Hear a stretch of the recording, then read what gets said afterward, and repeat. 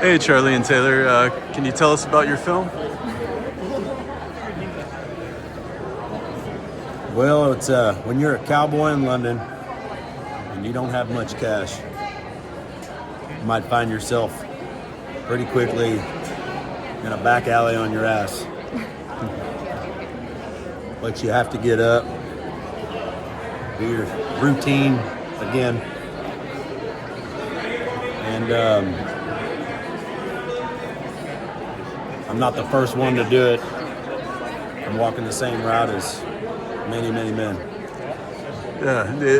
Do you find it so much more satisfying that it didn't happen all at once? The success that it took time to. You know, like when we were there, so we did 3 nights at this place called Hoxton Hall in East London. I've been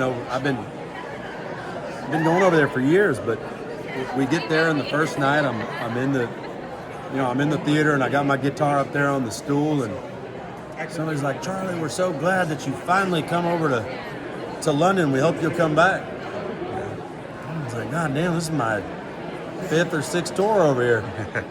You know, and I think that's all the movie is really about. Is it's this thing, like when the first time I ever got a kind of a deal from the entertainment industry. It was in New York City when I was playing on subway cars with a lot of other young guys that were young and desperate, living hand and mouth. And the deal we got into were these type of, music business suits that like to peddle an idea to an artist that you only get one shot, and what we need, son, is moldability. If you just do what I say, all your wildest dreams will come true. And that's all bullshit. And none of that really has anything to do with the artist at all. And so when we put this documentary together, it's not, we never intended to make a documentary. We realized about halfway through being over there doing all that press, doing those 3 nights, that something was happening, that we were capturing something, and I watched it last night and was thinking about, I'm on my 17th record. I played on the street around America from my late teens for around a decade, worked the back circuit, bars and honky-tonks of America for, another decade after that. And I was watching myself on that screen when that was from about a year ago, and I'm looking at him and I'm like remembering the kid, the younger man, and I'm looking at that video being like, I'm just very happy that I didn't let myself get out hustled by the fat man in the suit.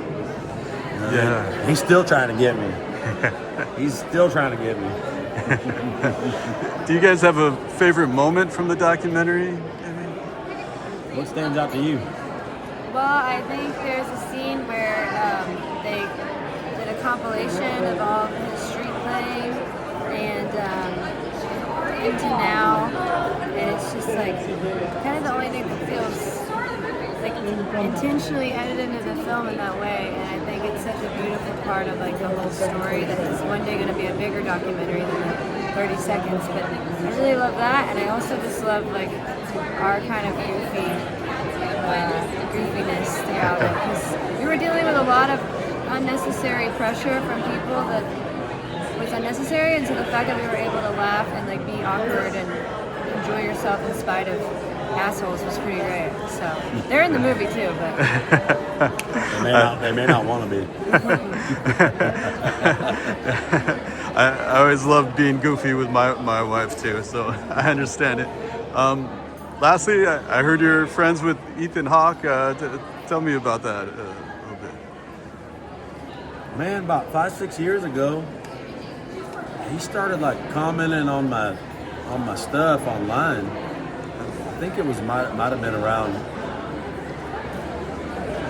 maybe the Welcome to Hard Times record of mine, or maybe an earlier record called The Valley. And he's born in Texas, so I think I guess it was speaking to him, and course, I've been a fan of him forever, and actually, as a director too, I had seen the Blaze Foley biopic and was really, really impressed by his work as a director.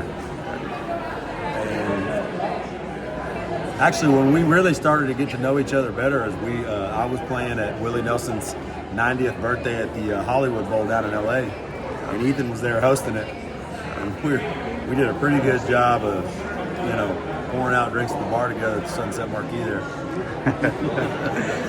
A lot of fun. That's awesome. Well, congratulations on the film. I can't wait to see it. Thank you guys.